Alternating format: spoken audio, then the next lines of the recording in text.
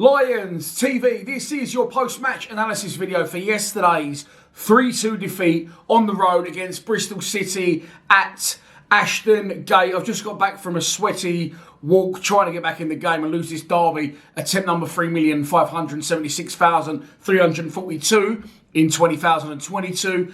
And I debated, was I going to do a post-match today?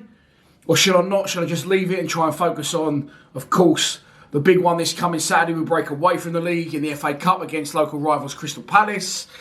And I thought, now, do you know what? I watched the highlights back today.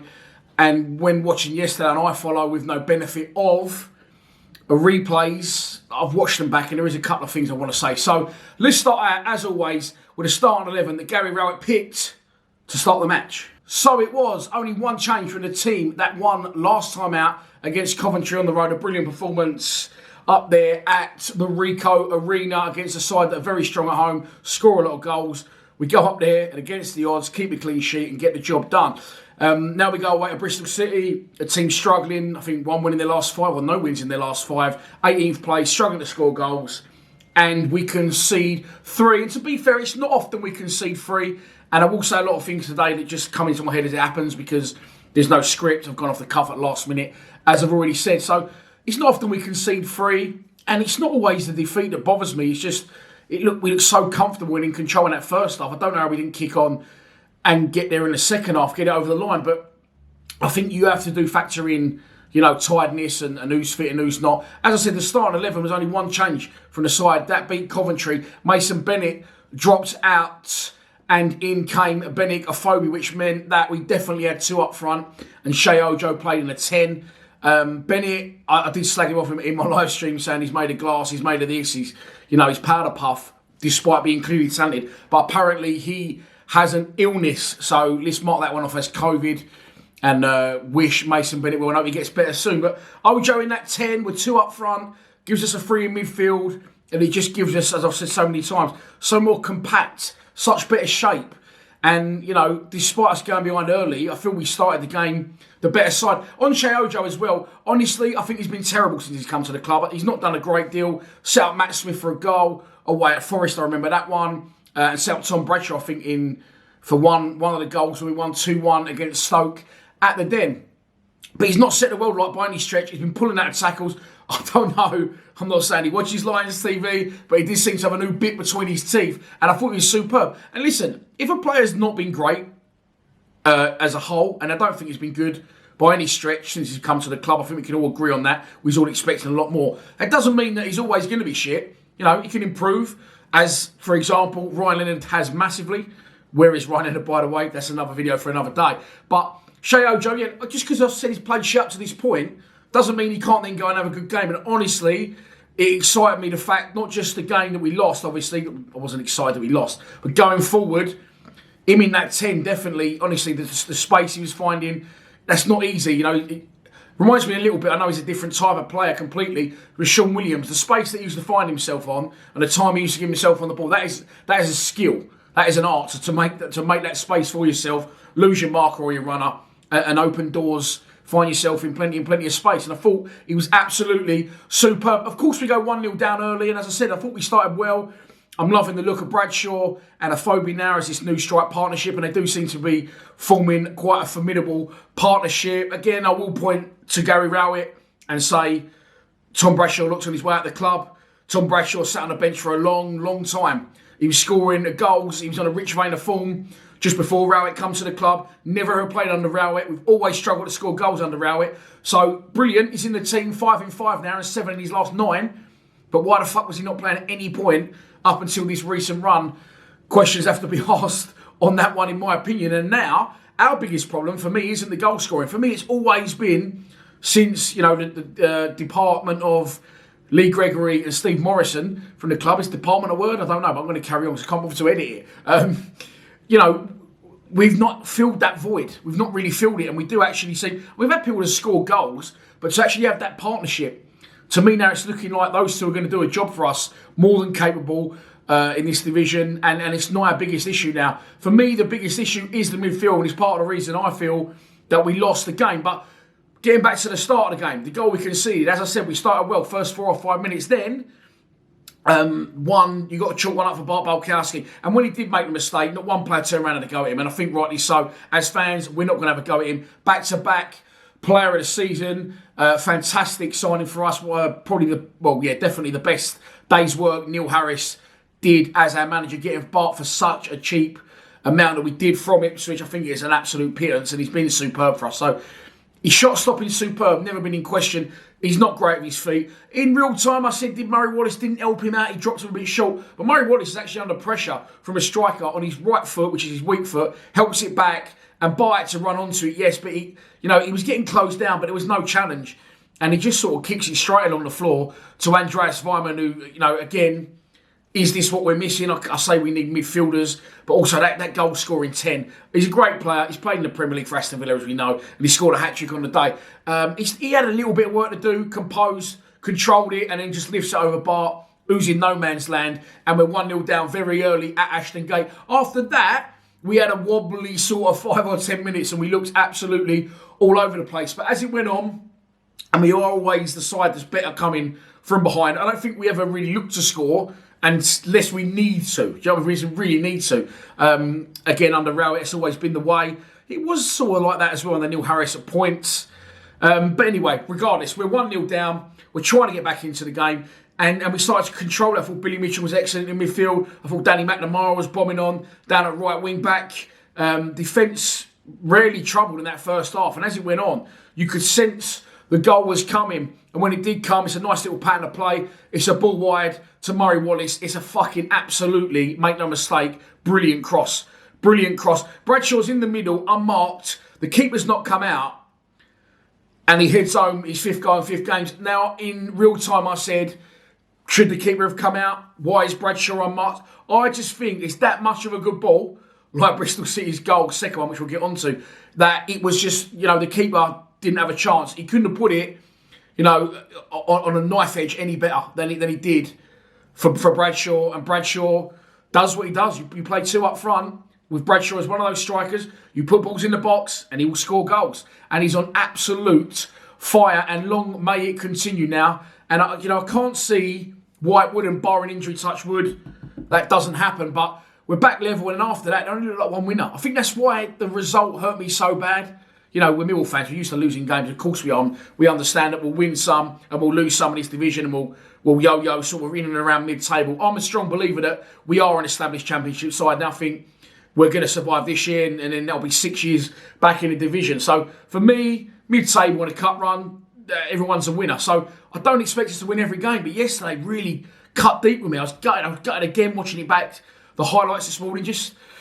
Was I angry or frustrated? I don't know if I was, or I don't want to point too many fingers. Of course, in my full-time reaction, I will do that. I'll be a little bit angry. I'll fucking say Saville was fucking useless, which he was to a point until we went into that 10, in my opinion. But I'll get onto that shortly. Let's get into us taking the lead. A brilliant bit of work from Billy Mitchell. Player up his arse, flicks over his head, round the other side, puts in Shea Ojo, who, as I've already mentioned, was finding acres. He just opens up outside of his left foot. Brilliant ball through to Benik Afobe. And Benik Afobe takes the ball away from goal slightly. Brought down. Yellow card, yes. Yellow card, right decision. I didn't mention yesterday either as well too many. People will always point to the ref. And if you're a regular to the show, you'll know that I don't really like to do that.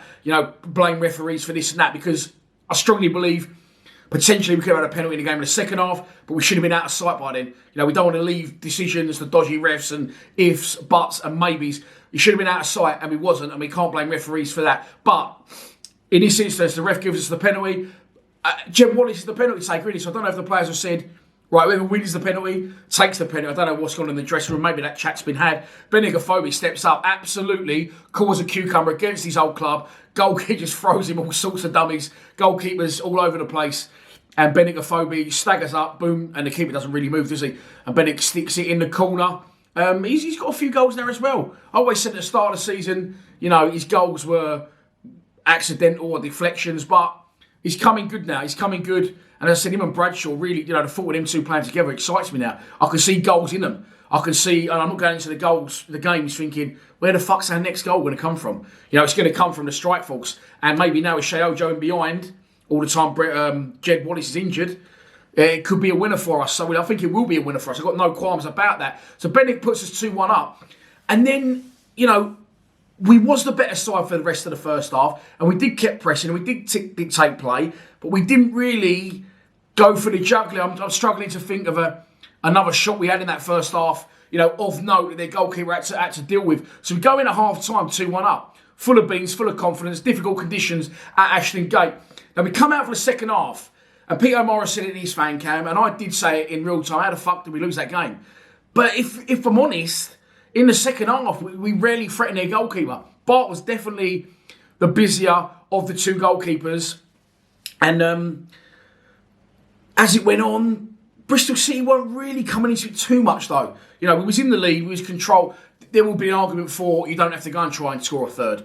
I think as a Millwall, as we know, you're better off going to try and get a third because as it ticks, I always called it, my man always called it when I was a kid, we used to call it the dreaded 10 under Millwall. We always seem to concede late. And I remember I used to go every, most home games with him, but he would never take me away. So I'd sit and watch teletext and I'd be updating it, waiting for that dreaded 10. And we'd always concede late. So there's arguments both sides. Is attack the best form of defence? Fingers will be pointed at Raul. He's the manager, he knows that. Now Ojo's been taken off. Now we can only speculate how many legs he had left in him, how much gas he had left in the tank. Now, at half-time, they've counteracted it. They've seen what the problem was. And to be fair, if you couldn't see what the problem was from a Bristol City perspective, Nigel Pearson shouldn't be managing in football. Ojo was clearly the danger. The midfielder, Billy Mitchell, was feeding him, and he was releasing play and pulling the strings. So they bring on a guy with a Fellaini bar on it to counter that. Now, that worked. So what Ojo did was, he used his nut and he started drifting right.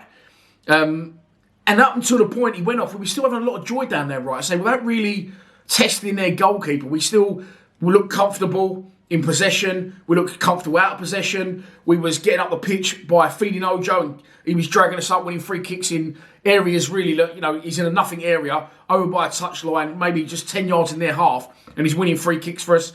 And I thought we was comfortable. Now he's gone off the pitch, okay? And I understand why he's done it. Again, you have to try and factor in, we don't know what goes on behind closed doors. We don't know how fit certain players are, certain players aren't, who's had COVID at what point, who's been in isolation for how long. So Ojo gets removed. Now, I don't think, you know, I strongly believe that Raul did that in an attempt to still try and win the game. My argument would be, he didn't look like he was out of legs to me. However, people in the comments, and this is the wonderful world of football, were saying, yeah, Ojo looked spent, Ojo looked done. But I didn't think he did. And with him drifting right, he was still getting a lot of the ball without having to channel it down the middle of the field and get up and down. So he takes off Ojo and he brings on George Evans. Now, I don't rate George Evans as a player. I think him and George Saville are very similar. I think they look very deliberate, very lackadaisical in their approach. I don't think they've got enough energy. I don't think they've got a turn of pace. I don't think they win tackles. I don't think they protect the back four. And I don't think they affect the game going forward. So it poses the question, what the fuck do either of them two do? However, the decision's been made, and I do know why he's done it. He's brought Evans on to sit in front of the back three, or back three, and he's pushed Saville on into the 10. Now, from that point, Saville was a lot better, because what he did is what he used to do when he played under Harris with Steve Morrison and with Lee Gregory. He's pressing high and he's turning them over, and he did it a couple of times, and that was where the penalty appeal come from that wasn't given. So he's definitely better in that more forward-thinking role. Now, I'm not blaming George Evans for, you know, coming on and them scoring. However, I've watched the highlights back this morning and I was actually shocked. Watch the highlights back on the club's official thing and you will see that for their equaliser, and it's a fucking good goal, right? Let's make no mistake. It's come from nothing. Ball in, Vyman's run across the goal. George Evans was marking him, but actually lost him in the build-up. So in the goal, let's wind it back. Vyman's here, okay? He's on his left-hand side. George Evans looking there, looks right, looks left, looks right, looks left. Vyman's gone behind him and he ain't seen him. And he's got him behind, and it was just them two. It was his man. He was supposed to be marking him. Now, if you're supposed to be protecting the back three, then surely you're picking up the 10 as he comes through. He's got him there, got him there, got him there. He's looking this way, that, and he's lost him. He's pulled off the back of him. But credit where credit's due. Vyman's running at pace away from goal towards the corner flag in shocking wet conditions. A ball's been whipped in and he's got one opportunity, which is to take it first time, and it's a fantastic finish again. As I said, from a fantastic player that's played in the Premier League, been at Bristol City a long, long time, bit of a cult hero down there. So You know, 2-2. And at that point, I would have swallowed it. I want to be, as I said before, on the edge of my seat, snot blowing, gum showing, fuck effing and blinding and foam coming out of my mouth. And if you watched our live stream yesterday, I think over 4,000 again tuned in. Thank you very much from all over the world. That's exactly what I was like. Heart racing, angry, screaming, celebrating, down, up. That's what you want. That's why we love football. It isn't to go and watch a game of chess and watch us try and, you know, string out a 0-0. That isn't why we love this sport. It isn't why we love Millwall Football Club. So at this point, 2-2, I can deal with it. But then the winner comes, and it's Sean Hutchinson. People will point to the defence yesterday. I would say more individual error. The second goal's a good goal, although Evans should have gone with him. But he still had a lot to do when he did score it. First goal's down to Bart, okay. We love Bart, we know that can happen, but he saved us so many times in the past, as he did later on in the game, that we're not gonna debate on that. And it's well, I said the skipper, of course, Alex Pearce played. The usual skipper, the regular skipper, the non-club captain, Sean Hutchinson. He doesn't really make an attempt. The guy just sort of goes down the side of him, and I don't know if he thinks the guy's going to run it out, but he cuts it back, and then this is where you can incorporate the rest of the defence, because he's unmarked for one, the guy that shoots. He's blocked. Okay, he comes out, he shoots. He's blocked again on the line, and third time again, you can't not win first, second, and third balls.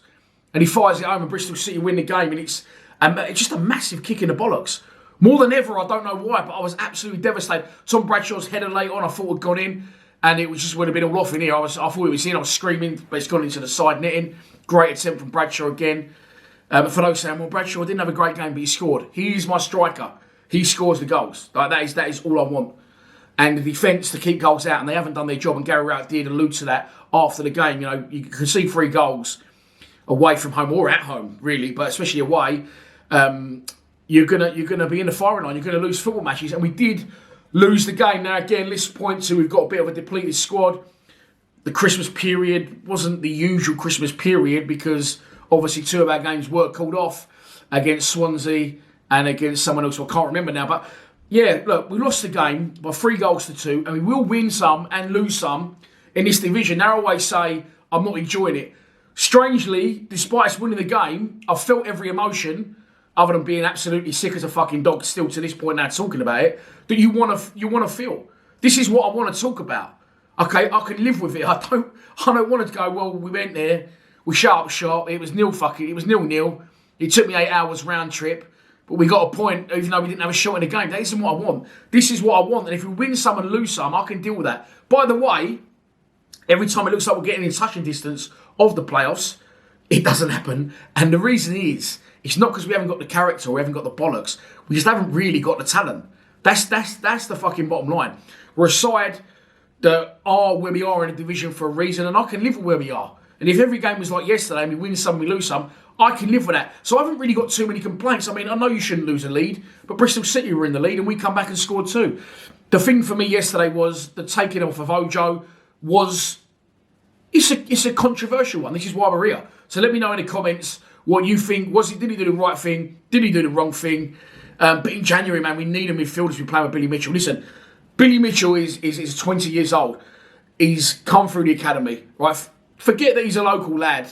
He's a fucking good player, and he's only getting better. So that's who we want in our team long term. Don't worry about the Evanses in this world, the Keith and Bells in this world. I like Keith, but he's 32 something. He's not going to be around forever. Let's build it around Billy Mitchell now, but we need someone in there. We need a fucking experienced head. Honestly, if only Sean Williams had a couple more years in there for me. I know people will be going, what, Sean Williams? We need an experience, just a presence, just a character. You know, someone who go, fuck me, they've got him centre midfield. You know, so just look at someone who's got that bit of an aura about him. We need someone like that in there next to Billy Mitchell, in my opinion. Saville in a 10 I can deal with, but Saville not in a 10, I don't know what he's doing. He's not the player he was. You know, we went to Middlesbrough. 3 years is a long time in football. And I've said what I want to say about him and George Evans earlier on. But you know, I'm not blaming them for the defeat. I just think circumstances, we're away from home. You know, Bristol City got a win game at some point. And as we've seen so many times, everyone in this division can beat everyone. So that's it. That's your post-match. Losing the game by 3 goals to 2. But I've enjoyed talking about this. I know it ain't ideal. We've lost the game. I get that. But we ain't going down. We ain't going up either. But we'll win games and we'll lose games. And this is football. This is what we want to talk about. Controversy, talking points, goals, penalties, substitutions, wrong substitutions, excitement. I'm excited now talking about it. As I said, despite being absolutely gutted for the result, I was gutted for the players because they didn't deserve to lose it, but this is their job to not lose it, and they have. So they'll be looking at themselves as well, and they'll be looking to bounce back. But we do break off now from the league, and of course it's the South London derby against Crystal Palace in the FA Cup this coming Saturday at the Den. I won't be live streaming because we don't have the box for cup matches, so I'll be in the Kitchener stand. To be honest with you, that's where I want to be. I want to be there. I want to be jumping around, to be honest with you. I don't want to be commentating through a game as much as I do enjoy the live streams. So I'm hoping you're going to be there anyway. I'm hoping it's going to be a sellout. But if you're not, it's going to be on the telly, of course. 12:45 kickoff, I think, in South Bermondsey on Saturday for the Battle of South London in the third round of the FA Cup. I'll be back later during the week. I'm going to try and get a lockdown in this week at some point. I'm just looking through my phone book and I've just exhausted all avenues. So if you know an ex-Millwall player or you are an ex-Millwall player and you want to come on the show, don't be shy to get in touch via our social media pages, and I'll repost some FA Cup videos I've done down the years to try and wet the whistle, not that we need it, for Saturday, as I said, at the Den against the Nigels. Please subscribe to Lions TV.